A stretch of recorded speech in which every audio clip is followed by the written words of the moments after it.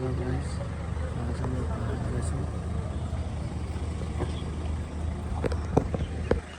हाम्रो भान्जा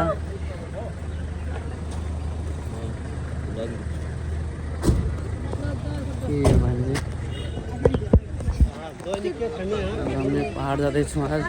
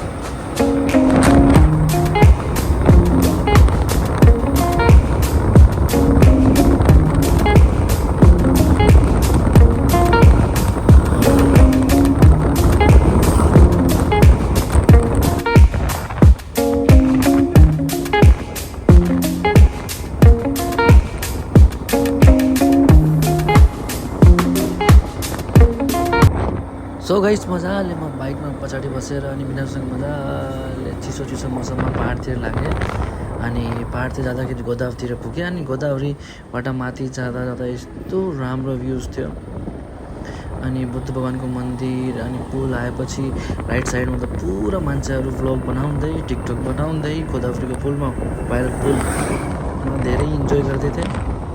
so let's hope हेर्नु होला। अनि अझै म पुरा एक्सप्लोर गर्छु पहाड Mahendranagar to Dadeldhura, Dadeldhura to dipayal. So it was a really great experience with me. Thank you. अनि हेर्नु होला। अनि अझै म देखाउँदै जान्छु अरूलाई सबै बाटो अनि हरियाली नेचर हुन्छ। हस्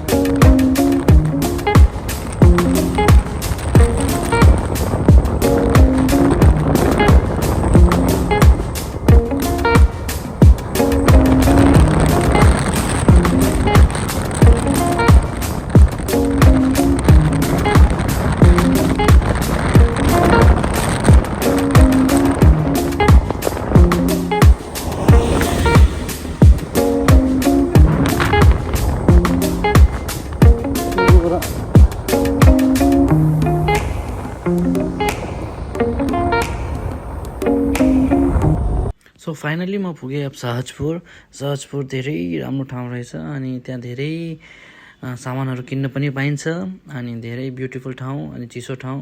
सो सहजपुर पुगेर हामी फेरि अगाडितिर निस्किएँ अनि फेरि जाँदै गर्दा गर्दा गर्दा अनि म हजुरलाई अझै नेक्स्ट स्टपमा पुगेर पछि अझै भन्छु म हामी कहाँ पुगेँ।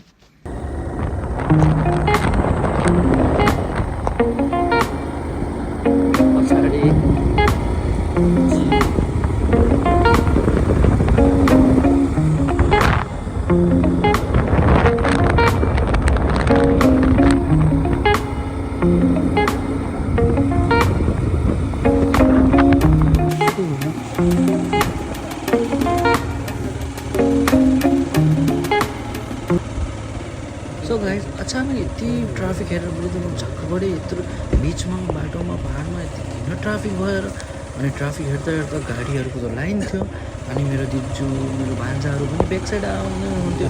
उनले कल गरेर हाम्रो त गाडी त पुरा जाम लागेको छ वेटिङमा छौँ।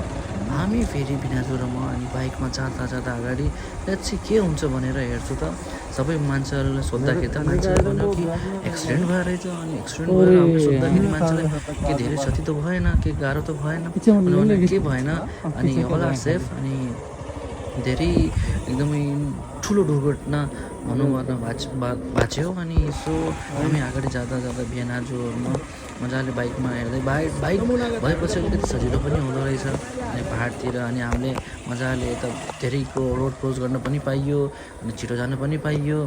सो हेर्दा हेर्दा गाडी त अझै त झन् बढ्दा फेरि हामीले एक्लै हेर्दाखेरि त ट्रक र बसको त एक्सिडेन्ट भएर रहेछ मान्छेहरूले सोद्धाखेरि त अनि हेर्दाखेरि धेरै डेन्जर एक्सिडेन्ट भएर रहेछ। बट भगवान्को कृपाले कसैलाई केही पनि भएन ड्राइभरहरू दुइटा सेफ थिए उठेर अनि सो धेरै गाइस यस्तो बेलामा धेरै भिडको बेलामा धेरै एकदम केयर गरेर हिँड्नुपर्छ सेफ हिँड्नुपर्छ। सबैलाई म यही भन्न चाहन्छु सेफ हिँड्नु आफ्नो ध्यान राख्नु। Thank you. अब हामी अगाडि गएपछि हामी नेक्स्ट स्टपमा मजाले कुरा गरौँ ल हस् त।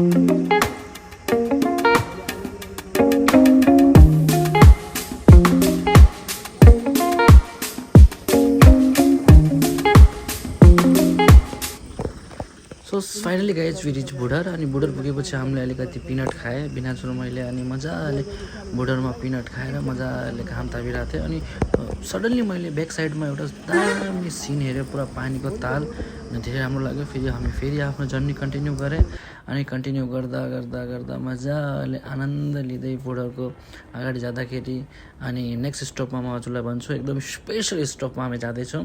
सो मान्छेहरू धेरै आउँछन् त्यहाँ one of the busiest shop रहेछ त्यहाँ अनि म पुगेपछि म हजुरहरूलाई देखाउँछु how feel and it's really good. So keep continue watching. So guys पाहाडको सबभन्दा बेस्ट भन्नुपर्दा वेदर धेरै राम्रो अनि हेल्दी अनि अर्ग्यानिक फुडहरू सबै खाना मिल्ने भयो। सो गाइस फाइनली हामी पुगे भाँचेको खिर one of the best and viral ठाउँ मान्छेहरू धेरै आउँछन्। मैले पनि खाएँ खिर खाएपछि मजाले घाम ताप्दै खिर खाँदै। सो फाइनली खिर पनि धेरै टेस्टी थियो अनि वान अफ द बेस्ट खिर भाँचेको खिर अनि धेरै राम्रो ठाउँ अनि मान्छेहरू उनको भैँसी पनि धेरैहरू भैँसीहरू थिए सप थियो। सो गाइस प्लिज सेयर गर्नु होला सब्सक्राइब गर्नु होला लाइक गर्नु होला please. Thank you so much see you in the next blog.